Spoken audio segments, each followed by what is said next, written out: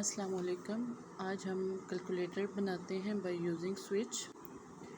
सबसे पहले हम कमेंट्स में जो है वो लिखते हैं कि ये प्रोग्राम है हमारा किस चीज़ के ऊपर बेस कर रहा। तो आप जब भी प्रोग्रामिंग करें सबसे पहले आप सिंगल लाइन कमेंट में बताएं कि ये प्रोग्राम है किसके बारे में। उसके बाद हम लोग इंक्लूड करेंगे हेडर फाइल को by using pre processor directive hash include, और जो हमारी standard input output header file है डैट इज़ stdio.h। उसके बाद मेन फंक्शन जो कि एंट्री पॉइंट है किसी भी सी लैंग्वेज प्रोग्राम का वो लिखेंगे। और क्योंकि ये वाला हमारा जो फंक्शन है ये कैलकुलेटर के ऊपर है, तो कैलकुलेटर बनाने के लिए हमें मतलब बेसिक कैलकुलेटर बना रहे हैं तो हमें दो वेरिएबल्स चाहिए जो कि जिनके ऊपर प्रोसेसिंग होगी, अर्थमेटिक ऑपरेशंस परफॉर्म होंगे, क्योंकि उसको दो ऑपरेंड्स चाहिए होते हैं। तो वो हमने इंटीजर टाइप के लिए। उसके बाद हमने कैरेक्टर टाइप का जो है वो एक वेरिएबल लिया CH, क्योंकि हमने स्विच इस्तेमाल करनी है और हमने चॉइस लेनी है यूज़र से कि आपने कौन सा ऑपरेशन उस पर परफॉर्म करना है, तो वो हम CH कैरेक्टर में लेंगे। फिर प्रिंट एफ में स्टेटमेंट लिखिए enter two numbers and operators for operation as follow, यानी कि सबसे पहले आप दो नंबर इंटर करें और उसके बाद कौन सा ऑपरेशन उन पे परफॉर्म करना है, plus minus multiply divide whatever, तो वो आपने इंटर करना है। ठीक है। उसके बाद स्कैन एफ में हम लोग क्योंकि पहले दो इंटीजर वैल्यूज़ लेनी है तो हम इंटीजर्स के लिए %d को इस्तेमाल करते हैं, तो दो हमारे पास %d आएंगे फॉर्मल स्पेसिफायर, और उसके बाद %c, और इसी को ही फॉलो करेंगे। सबसे पहले जो वैल्यू इंटर होगी that is come in N1 और दूसरी N2 और तीसरी जो है वो CH में आएगी जो कि कैरेक्टर टाइप की है। और साथ इनके मेमोरी क्योंकि एड्रेसेस पे वो वैल्यूज़ जानी होती हैं, इसलिए हम साथ एम्परसेंड का साइन यूज़ करेंगे। Then semi colon. उसके बाद अब हम जो है वो स्विच की स्टेटमेंट लगाएंगे, क्योंकि स्विच जो है वो किस पे बेस कर रहा है कि यूज़र ने कौन सा ऑपरेशन परफॉर्म करना है, यानी 5 जो बेसिक अर्थमेटिक ऑपरेशंस हैं उनमें से कोई भी वो कर सकते हैं। तो स्विच को हम क्या पास करेंगे CH, और केस बनाएंगे। सबसे पहला केस प्लस का बनाएंगे कि अगर यूज़र जो है वो इंटर करता है प्लस, तो देन क्या करो, print F sum is equal to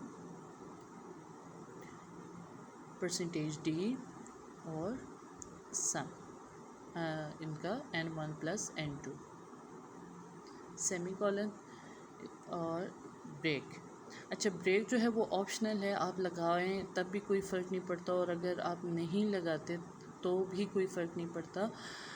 just इससे हमें जो है वो बेनिफिट ये मिलता है कि हमारा जो एग्जीक्यूशन टाइम है वो कम हो जाता है, क्योंकि ब्रेक जब हम लगा देते हैं तो प्रोग्राम को अगर जैसे लेट्स सपोज यूज़र ने प्लस ही इंटर किया तो वो अब प्लस वाले केस उसका एग्जीक्यूट होगा, तो वो बाकी केसेस को इग्नोर कर देगा, उसको बाकी केसेस को देखने की ज़रूरत नहीं है। लेकिन अगर आपने ब्रेक नहीं लगाया तो वो तब भी बाकी केसेस को मैच ज़रूर करेगा, और जब वो बाकी केसेस को मैच करेगा तो वहाँ पे जो उसकी एग्जीक्यूशन टाइम है वो इंक्रीज़ होगा। देन हमने केस बनाया माइनस का, print F subtraction is equal to %d n-2 break. Then हमने मल्टीप्लाई का बनाया case, print F multiplication is equal to %d that is n1 multiply by n2 semi colon. फिर case बनाएंगे break. Then case हम बनाएंगे divide का, और same यही स्टेटमेंट रिपीट होगी। प्रिंट एफ मल्टीप्लिकेशन की जगह क्या आ जाएगा, division is equal to %d comma n1 divided by n2 semi colon break. Next case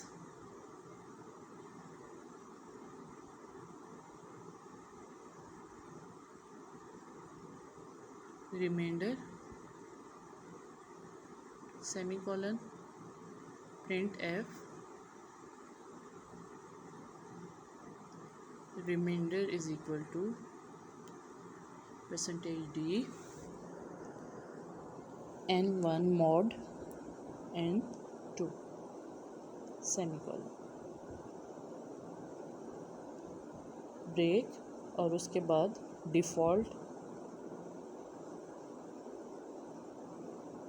default में कि अगर यूज़र इनमें से कोई चीज़ इंटर नहीं करता तो तभी हमें उसको एक मीनिंगफुल मैसेज शो करवाना चाहिए कि आपने जो इनपुट इंटर की है वो रॉन्ग इनपुट की है। तो प्रिंट एफ में हम वही लिखेंगे, यू इंटर्ड रॉन्ग चॉइस।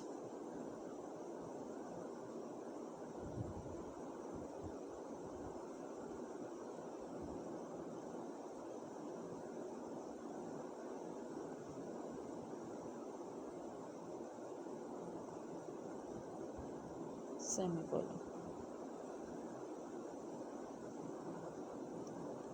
ये हमारा स्विच का सारा काम कंप्लीट हो गया। अब हम प्रोग्राम को कंपाइल और रन करेंगे।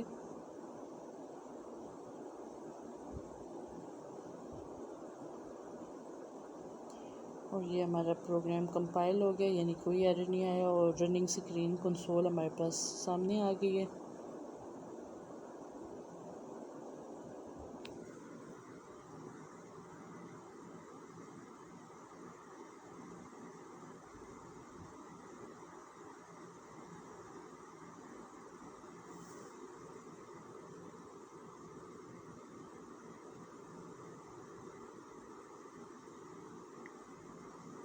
अब यहाँ पे मैसेज शो हुआ कि enter 2 numbers and operator as value. सबसे पहले यूज़र वैल्यू इंटर करेगा 2